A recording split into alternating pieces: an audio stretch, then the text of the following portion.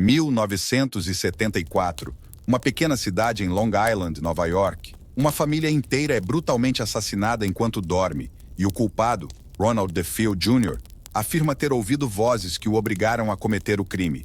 Um ano depois, outra família se muda para a mesma casa, apenas para abandoná-la 28 dias depois, alegando ter enfrentado forças que desafiavam qualquer explicação lógica. Você acha que conhece a história de Amityville? Hoje, vamos além do que os filmes mostram. Este é o verdadeiro terror da casa em 112 Ocean Avenue. Prepare-se, porque esta história vai mexer com a sua percepção do que é real e do que pode estar além. O crime que mudou tudo. Em 13 de novembro de 1974, o silêncio da madrugada foi interrompido por tiros. Ronald DeFeo Jr., então com 23 anos, matou seus pais e 4 irmãos com um rifle. Ele alegou ter ouvido vozes dentro da casa, sussurrando, comandando, exigindo. O que intriga até hoje é que ninguém na vizinhança ouviu os tiros. Mais estranho ainda, todos os corpos foram encontrados em suas camas, de bruços, como se não tivessem sequer tentado escapar. Especialistas forenses nunca conseguiram explicar por que ninguém reagiu. Ronald foi condenado à prisão perpétua, mas o que ele deixou para trás era mais do que sangue e tragédia.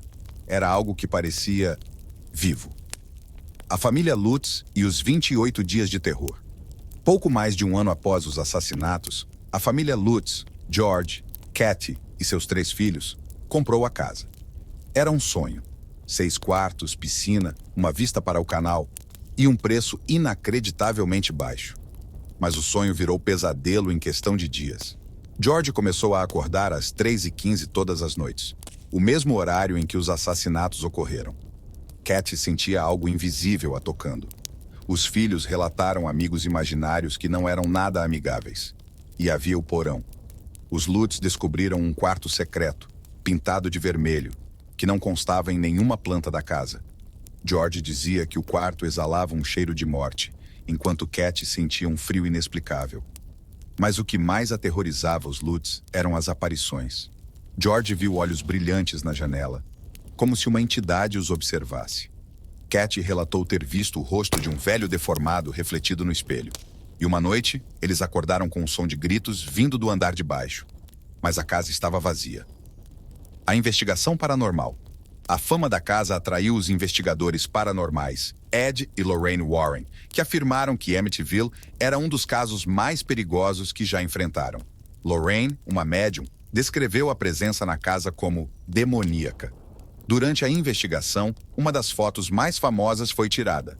A imagem de uma criança fantasma olhando para a câmera, em um corredor vazio. Até hoje, ninguém consegue explicar essa foto.